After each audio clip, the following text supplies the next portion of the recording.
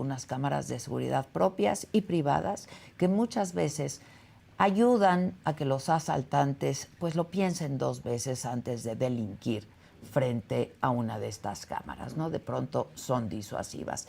De acuerdo con la Ley de Protección de Datos Personales, permite usar cámaras para fines, insisto, personales. Sin embargo, el problema es que a veces son usadas para otros fines, para vender estas imágenes, para espiar a personas o para difundir y publicar estos videos. Estas prácticas sí están reguladas. Pero para hablar de este tema y que estemos conscientes de ello, es que me acompaña esta mañana aquí Salvador Guerrero Chiprés, él es coordinador general del C5. Buenos días, Salvador, y muchas gracias por acompañarnos. Muchas gracias. Qué complicado este asunto, ¿verdad? ¿Podemos o no podemos tener cámaras privadas? Yo creo que has adelantado, introducido muy bien el tema. En principio, México es un país de libertades, el marco normativo así lo garantiza y se expresa con toda claridad que no hay ninguna limitación para que nosotros como individuos en lo privado, en nuestro domicilio o en lo privado como consorcio, como empresa, como un pequeño changarrito, tengamos la posibilidad de poner cámaras. El asunto es que sí hay que tener un equilibrio entre aquello que se capta de información y aquello que se difunde. Que se publica. Porque sí hay una ley de protección de datos personales en posesión de particulares que establece claramente las dos cosas, que todo mundo puede tomar imágenes, puede grabar para protegerse, inclusive sin consentimiento de las personas, pero también dice que hay que presentar un aviso de cómo se van a utilizar esos datos o eventualmente un aviso que simplemente diga que aquí hay una cámara y que se sepa que hay una cámara. Algunas personas dicen, no, pero si pongo un aviso eso inutiliza una parte del uso de la cámara, pero no, estamos cumpliendo equilibradamente lo que el marco normativo dice en términos de contribuir a la seguridad y a la procuración de justicia y protegernos nosotros mismos, y protegiendo también la posibilidad de interactuar con el gobierno de la Ciudad de México y en este caso, por ejemplo, con el C5, con la Secretaría de Seguridad Ciudadana, con la Fiscalía General de Justicia y también proteger el derecho a la privacidad. Y sobre esto último hay que decir que también la propia ley prevé algunas sanciones que pueden llegar inclusive a más de 40,000 pesos para las personas que... Administrativas.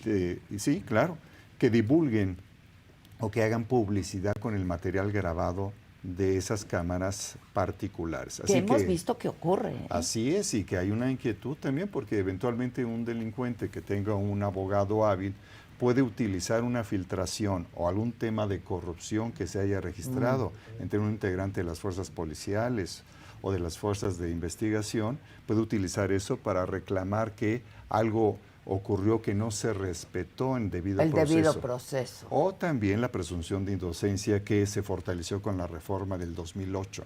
Así que es muy importante ese equilibrio.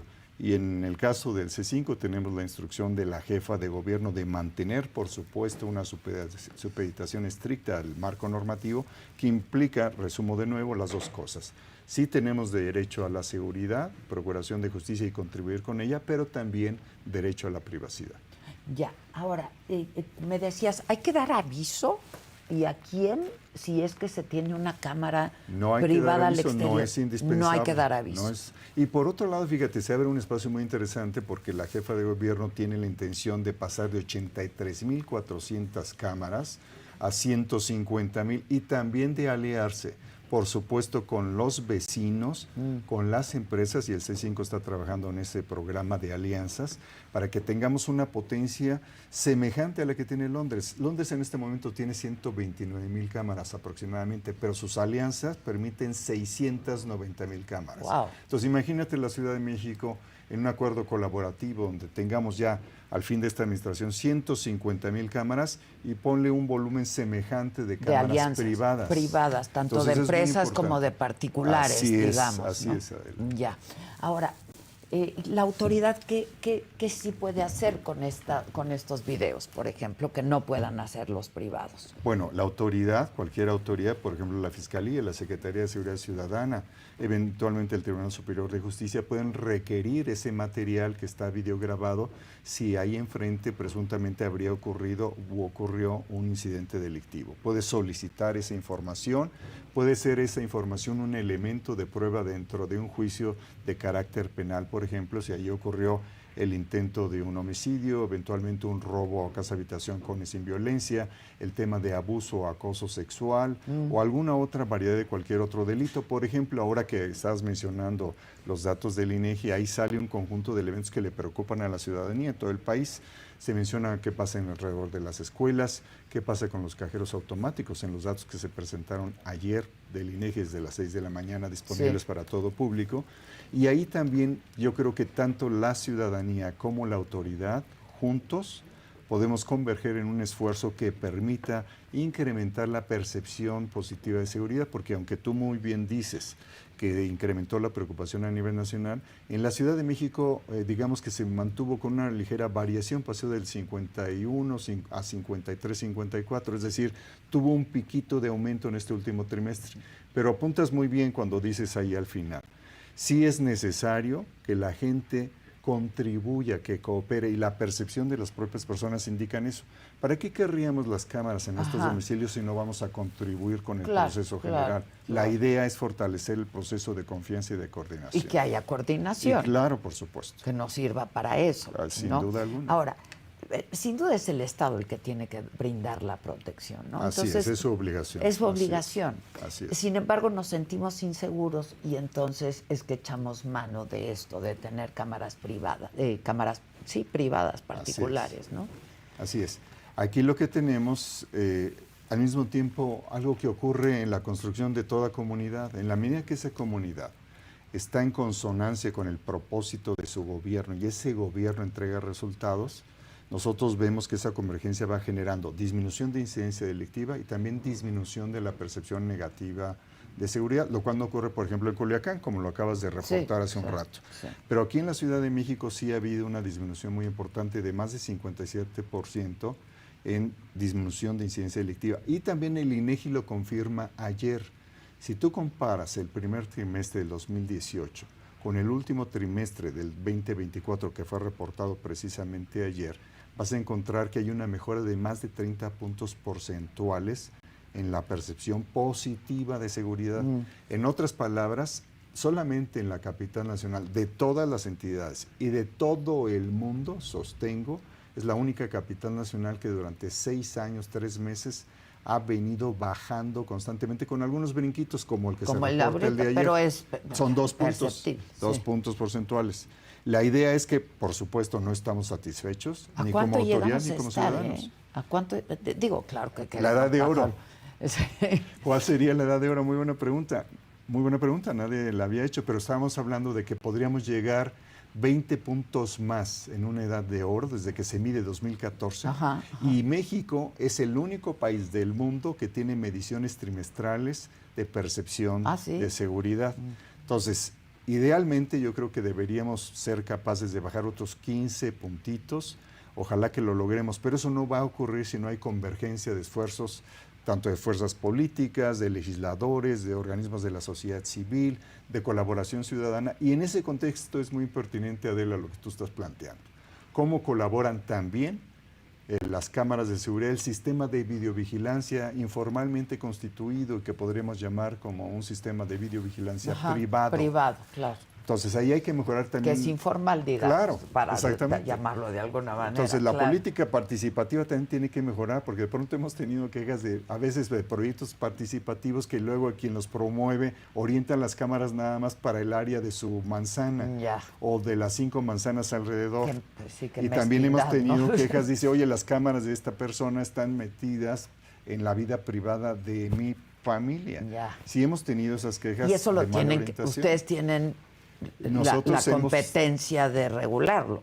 Nosotros tenemos la posibilidad de reportar y de llamar, y hay un esfuerzo de coordinación gracias a la Secretaría de Participación Ciudadana, además del esfuerzo de la policía que encabeza nuestro amigo Pablo Vázquez o de la fiscal Berta Alcalde, por supuesto la jefa de gobierno Clara Brugada, y lo vemos en el Gabinete de Seguridad todos los días. ¿Cómo le hacemos para capturar la oportunidad de que todos colaboremos para continuar disminuyendo la incidencia delictiva y también la percepción negativa de seguridad que necesitamos todos contribuir a disminuirla? ¿Cómo funciona el C5? Me parece que Me la pregunta que es pertinente.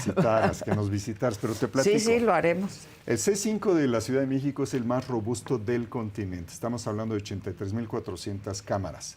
Había ¿Cuántas, perdón? 83.400. Cuando ingresó a la gestión la ahora presidenta Claudia Sheinbaum, era alrededor de 16.000. Cuando termina ella su gestión, estamos hablando de alrededor de 79.000. Ahorita 83.400. Solamente en Atlanta tienen más en tasa por 100.000. Pero en resumen, el C5 es una institución transversal. Hay 26 instituciones que ahí colaboran. Y tenemos 7 subcentros, uno por cada punto cardinal en la capital, 2 subcentros en el centro histórico, uno más en la central de Abasto, que por cierto inauguró también Claudia Sheinbaum hace ya 3 años. Y también tenemos 6 líneas de atención de emergencia. El 911, que acaba de cumplir 8 años, el 089 para denuncia anónima, lo de Locatel, que es más bien para personas de mi generación, tú que eres más joven que yo, No, te sí, acuerdas, pero 5, 6, 8. bueno, Ese no era, ¿verdad? no. El Locatel. ¿Qué dije? 656. 11. Bueno, ese que es muy conocido, ya de 2 o 3 generaciones. Está la nueva línea antiextorsión que estableció Clara Brugada, que es 55 50 36 3301. Le falta promoción a Ese le falta, ese tiene 8 semanas de existencia. Ok. Ahí un día a ver si nos ayudas para ver cuando hablemos si ¿Cómo hay no? oportunidad Claro que de sí. extorsión. Pero también tenemos la línea SOS Mujeres, asterisco 735, y ya tiene 2 años de existir. Y también tenemos la línea H2O, asterisco 426, que se acaba de abrir para denunciar fugas de agua, robo de agua y desabasto de agua. Okay. Esa también. Entonces, son 6 líneas que atiende el C5. Está también el despacho de bomberos, el despacho de ambulancias y el despacho de patrullas. Así todo que converge en el C5. todo está ahí en todo el C5 llega ahí. y también aloja, por si fuera poco, la alerta sísmica. Entonces estamos hablando ahí de más de 11.000 altavoces que deben funcionar y que el reciente sismo lo comprobó, funcionó en 99.3% de los altavoces. Entonces todo el C5 es una especie de programa continuo, cotidiano, 24/7 de ayuda y acompañamiento ciudadano desde las instituciones. ¿Cuál es el tiempo de respuesta, por ejemplo, del 911? El 911 menos de 5 verdad. segundos. Las llamadas 5 segundos. Para el despacho depende de las patrullas, puede ser bajó de 5 minutos 25 segundos a 3 minutos 15 segundos. O sea, si yo ahorita marco 911 en menos de 5 segundos. 911, si es para policía, patrullas, emergencia, menos de 4 minutos. Ya.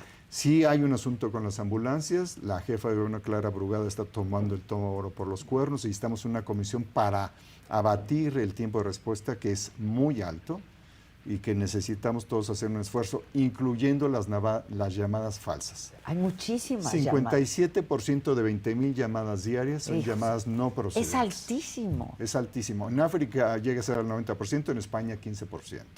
Solo para poner en rango, en todos los países ocurren las llamadas no procedentes, que son llamadas de interés. Pero 50% es muchísimo, Sí, es muchísimo. la mitad. Y es la entidad con menos llamadas no procedentes de todo el país. ¿La En Ciudad otras de México? entidades hay más.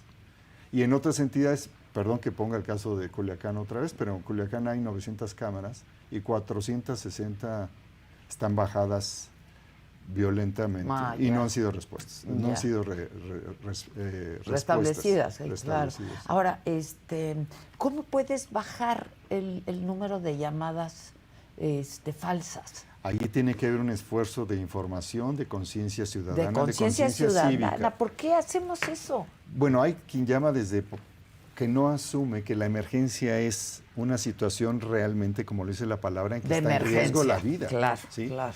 Entonces eso hay que diferenciarlo. Okay. Y ya desde ahí también hay muchos que llaman para información general de gobierno, de cualquier cosa. Hay unos que por travesura, por broma, muchas llamadas de adultos. No digo que solamente adolescentes en una fiesta, o no digo que personas que están en estado de ebriedad, no. Adultos que por alguna situación bromean inclusive también que insultan, que hostigan, también tenemos eso. Y nosotros tratamos de llamarles a los números más frecuentes que repiten esa actitud, pero es imposible que orientemos nuestra energía de servicio pues, claro, a llamarle al 57%. a pedirles que por Así favor que es ya no lo conciencia hagan. cívica, y eso hay que trabajar, y qué bueno que estás tú aquí y al frente siempre, como has estado, para difundir una conciencia cívica en la cual está comprometido la jefa de gobierno, Clara Burgay, y por supuesto a nosotros en su equipo de trabajo. Sí, sin duda, no hay que hacer ese tipo de llamadas, porque hay gente que sí lo requiere. Imagínate una situación de emergencia, y ya ha ocurrido, una persona llama, no se duda en enviar la ambulancia, pero esa ambulancia vamos a suponer que era la última en ese turno, y llama una persona que tiene un ataque, tiene un problema cardiovascular o cualquiera otro, y no hay una ambulancia en ese momento que le hubiera correspondido para atender esa emergencia. Claro. Ahora, ¿a cuánto quieren bajar la respuesta, por ejemplo? ¿Te refieres en el a 911, por ejemplo? Para atender ambulancias, por ejemplo. Sí. Por ejemplo, ahí nos gustaría en un primer impacto 10 minutos en los próximos 3 meses, y a ver si con un conjunto de elementos que estamos discutiendo en una mesa de trabajo que nos ha indicado la jefa de gobierno, pues esperamos a la mitad reducir el tiempo, y aún así necesitamos más esfuerzo. Hay que recordar que en Nueva York tienen 7 minutos de atención, que es una gran eficiencia, pero tienen 400 ambulancias. En la Ciudad de México nosotros tenemos menos de 30 en un turno. Y hay que asumir también los problemas de tráfico que se han incrementado en 19% después de que concluyó la pandemia. Sí, y asumir también la educación ciudadana, de dejar otra vez, pasar a las ambulancias, claro. ¿verdad? Que también es un asunto. Yo cuando era hace muchos años niño me acuerdo perfectamente que todo el mundo se abría como cuando están cuando la comunidad judía yendo a Egipto, de Egipto hacia la tierra prometida, se abría el mar. Eso no ocurre actualmente. Pues tendría que estar ocurriendo, pero hay poquísimas ambulancias entonces. Así, eficientes, porque muchas es un desgaste enorme. Entonces es un tema de adquisición de ambulancias, es un tema también de los equipos que atienden. Cada vez es más difícil reclutar a personas en servicio pleno, y no es casual, y lo menciono y espero que no ofenda las buenas conciencias de nadie, que Trump, algo que me parece interesante, es que puso de regreso a trabajar a todos los empleados que estaban en home office. Sí. Entonces, todos los que somos servidores públicos tenemos que estar en plena disposición de trabajo permanente. Y eso es algo muy importante. Presencialmente, porque sí hace la diferencia, claro que hace la diferencia. Déjame, bueno, ahora vuelvo a lo de las cámaras de vigilancia, pero déjame hacerte esta pregunta de las ambulancias. Pues también hay muchas ambulancias patito, ¿no? Eso también es muy interesante. Fíjate, la paradoja es la siguiente. Una ambulancia patito, que vienen muchas del Estado de México, hay que decir, se concentran en las alcaldías donde eventualmente hay más requerimientos, llegan primero porque sí hemos detectado algunos casos de corrupción de algunos integrantes, muy pocos, pero sí los hay, de la policía, que en vez de reportar al ERUM o al CRUM, le llaman a la ambulancia patito. Entonces llega primero la gente que está en absoluta emergencia, que no tiene nada en ese momento, les cobran más y los llevan a clínicas de segunda o de tercera, donde también les cobran mucho dinero, y entonces terminamos con esta paradoja de que los que menos tienen pagan más, tanto por la ambulancia como por el servicio. ¿Y qué podemos hacer? En ese sentido, ya hubo un primer intento en la administración anterior de detener esas ambulancias, pero nos falta cubrir algunos huecos legales. Por ejemplo, está la ambulancia detenida, y como esa ambulancia es tan irregular, resulta que puede decir que es un vehículo privado que ya pagó la multa, y sacan a la ambulancia patito, que no está como ambulancia, sino como vehículo particular, dado que es patito. ¿Me explico? Claro. Entonces, ahí no hay está una serie dada de alta, problemas. digamos. Como. Ajá. Ahora, voy a volver, si me permites, a las cámaras de videovigilancia. Los ciudadanos que tenemos cámaras privadas, ¿tenemos obligación de compartir con la autoridad las imágenes en caso de que sean requeridas? Así es. Okay. O sea, cualquier autoridad lo puede requerir, y también pues hay un acto cívico y también yo diría ético de parte de la ciudadanía. En general no hay problema con eso. Muchas veces es la propia gente quien comparte la información, aun cuando pida, y eso se respeta, que anónimamente comparte su evidencia. Ya. También. Ahora, me dices que hay más de 1000, ¿no? cámaras en la Ciudad de México de videovigilancia. No, 83.400 del 80, sistema perdón, público. casi 100,000. 83.400. Y la idea es llegar a 100,000. 150,000 al final de esta administración. Más todas las que puede Alianzas. haber producto de estas alianzas, ¿no? Así es. En estas más de 80 y tantas mil, ¿sirven todas, Salvador? Porque luego no sirvió la cámara y no grabó y no servía y estaba descompuesta y entonces... Claro, yo creo que no hay nada más antipático para la ciudadanía de la capital nacional que procesar información que no sea real. Entonces, en el C5 estamos conscientes de ello y dado que así ha sido instruido por la jefa de gobierno Clara Brugada, nosotros tenemos estimaciones de estos 100 días de que las cámaras han funcionado entre 97 y 98.5%.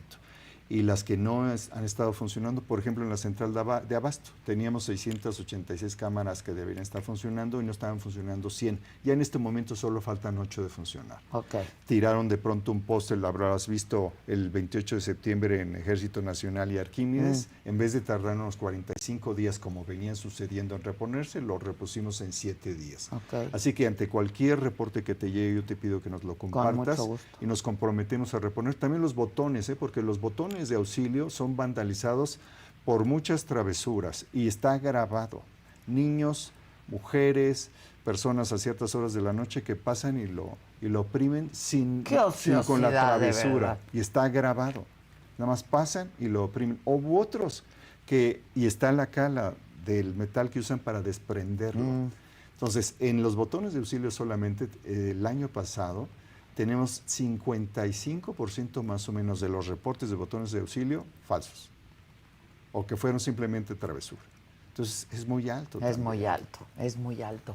Ahora, ¿cómo proteger nuestros datos personales en todo caso, Salvador? Me parece que esa es una inquietud y claro, que se ha dado sobre todo en los últimos días, ¿no? Yo creo que hay que reivindicar el marco normativo. Hay una vertiente del derecho que creció al mismo tiempo que la transparencia, recordarás, fines de los 90, principios de los 2000, donde tienen que convivir lo que tiene que ver con la norma que protege la privacidad como aquella que protege la colaboración para la seguridad y procuración de justicia. Así que uno tiene que ser cauteloso con el uso de sus propios datos y también reclamar cuando algunos otros están haciendo uso no autorizado de los mismos, especialmente cuando no tiene nada que ver ni con seguridad ni con procuración de justicia. Pero eso debería pasar por el lenguaje, por la imagen, por el sonido y por una regulación mayor que haga corresponsables a los grandes mogules, los tecnooligarcas que están atrás de Trump, por cierto. Sí. Entonces hay que no ser atrás, corresponsable. al ladito. Y hay por ahí una demanda famosa contra Google que Ulrich Richter la promovió y la ganó, le están por pagarlos. Yo lo entrevisté, la ganó. Entonces ahí tienes un antecedente, sí se puede reclamar, sí se puede demandar, y yo sí creo que es necesario reivindicar una ciudadanía que hace respetar sus derechos, que se acompaña con el instrumental normativo e institucional, pero que también basa su reclamo en un comportamiento cívico adecuado. El 80% está muy medido de la información que está en redes sociales, está lleno de odios, de afirmaciones groseras y ahora con inteligencia artificial de bromas que eventualmente a muchas personas no les interesan porque prefieren mantener su vida privada. Quienes son como tú o como algunos músicos famosos o pues pública, están acostumbrados a guerra de todo tipo, pero hay muchas personas que dicen, a mí no me gusta que te refieres a mí de esa manera. Entonces sí hay que reivindicar ante las instancias correspondientes el derecho a la privacidad. Y por ejemplo, eso en cuanto a las cámaras privadas, pero las cámaras de seguridad que ustedes tienen dispuestas, supongo en lugares estratégicos, así ¿no? Es. Absolutamente. ¿Ustedes sí pueden difundir estas imágenes o cómo es la cosa? Nosotros solamente utilizamos esas imágenes cuando se requiere después de una carpeta de investigación o lo requiere la autoridad. Por ejemplo, el asesinato o 2 de los asesinatos el mismo día, con una diferencia de 3 horas en el centro de la ciudad y en Avenida Cuauhtémoc y Viaducto, recordarás. Sí. Entonces, ahí de inmediato, en cuanto ocurre la noticia criminal, que es el evento delictivo, que es notificado vía telefónica por la policía, por un ciudadano, que es evidente en las cámaras por el momento de estampida que se genera después de los disparos, A partir de ese momento se traslada la imagen a la autoridad. Nosotros no lo difundimos hacia el público, salvo para términos de ilustración. Por ejemplo, decimos, sí es necesario que confíes, que apoyes la confianza, que apoyes la convergencia de esfuerzos de la ciudadanía, y vemos un incendio y cómo llega unos bomberos. Desde ese punto de vista didáctico, de divulgación, podemos hacerlo, pero cuando se trata de un asunto, digamos, propiamente ya de índole penal o grave, es simplemente respetamos la cadena procesal y estamos en garantía de que así se hace desde nosotros. Estoy pensando en nuestro oficio, nuestra profesión, camarógrafos, reporteros, etcétera, que cubren la fuente y que pues publican imágenes, ¿no?, de ciertas personas, de ciertos delincuentes, etcétera, o no sé. ¿Pueden publicarse? Bueno, todos los derechos a veces están en disputa, ¿no? La libertad de expresión, sí, claro, y el tema de las libertades que corresponden limitadamente al ejercicio de la acción penal. Así que hay muchos límites en las fronteras. Que es muy delgada la línea, muy delgada, pero en general puede afectar el debido proceso también. Sí, eventualmente. Así que sí es necesario tener una actitud responsable. Por ejemplo, los últimos 7, 10 años hemos visto que los medios, el 90% cubren para respaldar el criterio de presunta responsabilidad, de presunta inocencia en vez de presunta responsabilidad. Así que sí es necesario que equilibremos y que tengamos un comportamiento maduro y que, insisto, las fronteras están siempre a debate. ¿Qué se puede hacer y no sé? Pero en general yo diría que si la intención es de proteger a la comunidad como un principio, que implica a veces difundir información, la libertad de expresión tiende a ganar. Si se trata de proteger la posible sanción al presunto responsable, gana el otro caso. Así que en cada situación específica yo creo que se disputa cuál es el límite de la frontera entre un marco normativo y otro. Qué interesante, ¿eh? Qué interesante. Y finalmente, ¿las cámaras sí son disuasivas? Claro que sí. Las dos cosas. A nivel internacional, siendo Londres una referencia muy importante, se ha demostrado y hay estudios sobre eso y también hay comparativos que las propias empresas que promueven el uso y compra de las cámaras tienen. Así hay un peso específico que corresponde al nivel de disuasión. Y también la manera en que los abogados que litiguen asuntos penales han incrementado la demanda de las cámaras revela claramente que también es útil en procuración de justicia. Claro.